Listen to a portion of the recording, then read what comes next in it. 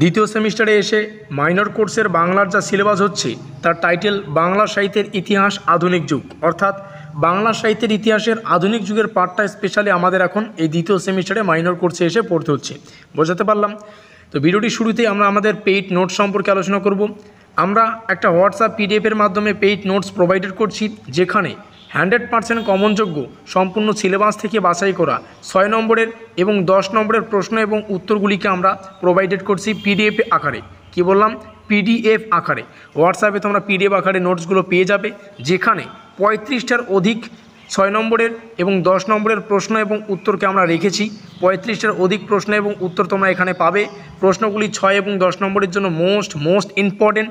আর এই পিডিএফগুলো তোমরা কিন্তু চাইলে প্রিন্ট আউট করে নিয়েও পড়তে পারো, বা তোমাদের সুবিধা মতো তোমরা কিন্তু প্রিন্ট আউট করেও নিতে পারো, কিংবা মোবাইলেও কিন্তু পড়তে পারো।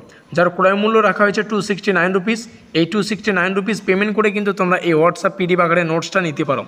ইচ্ছুক ছাত্রছাত্রীরা আমাদের এই ভিডিওটির যে টাইটেল, সেই টাইটেলের শেষে আমাদের কন্ট্যাক্ট নম্বর পাবে, সেখানে কিন্তু তোমরা যোগাযোগ করতে পারো। আমরা আমাদের পাঠ্যসূচি বা সিলেবাসটা দেখব। আমাদের পাঠ্যসূচিটা যদি আমরা দেখি, আমাদের পাঠ্যসূচিতে অনেকগুলো খণ্ড রয়েছে। খণ্ডের মধ্যে প্রথম রয়েছে বাংলা গদ্যের উন্মেষ ও বিকাশ। এখানে রামমোহন রায়, ঈশ্বরচন্দ্র বিদ্যাসাগরের নাম পাচ্ছি। সাহিত্যে বঙ্গভঙ্গ, দেশভাগ, সাহিত্য সংস্কৃতি আন্দোলন, গণনাট্য, হাংরি। নাটক পড়তে হচ্ছে মধুসূদন দত্তের, দীনবন্ধু মিত্রের। কাব্য পড়তে হচ্ছে বিহারীলাল চক্রবর্তী, রবীন্দ্রনাথ ঠাকুরের। কথা সাহিত্য পড়তে হচ্ছে বঙ্কিমচন্দ্র চট্টোপাধ্যায়, বিভূতিভূষণ বন্দ্যোপাধ্যায়। সর্বশেষে পড়তে হবে ভূদেব মুখোপাধ্যায় প্রবন্ধ।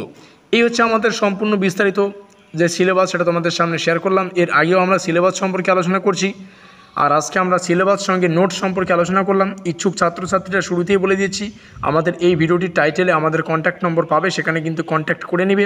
35টার অধিক 100% কমনযোগ্য 6 এবং 10 মার্কের প্রশ্ন এবং উত্তর। তোমাদের কোনো পরিশ্রমই করতে হবে না। পিডিএফ নিয়ে নাও, প্রিন্ট আউট করে নাও, এখনও অনেক সময় রয়েছে। আর সেগুলো তোমরা পিডিএফ নিয়ে প্রিন্ট আউট করে নিয়ে কিন্তু এখন থেকে পড়া শুরু করে দিতে পারো। আর আমাদের আজকের এই স্পেশাল ভিডিওটি ভালো লাগলে লাইক করে দিও, বন্ধুদের কাছে শেয়ার করে দিও। আমাদের আজকের এই স্পেশাল ভিডিওটি এই পর্যন্তই।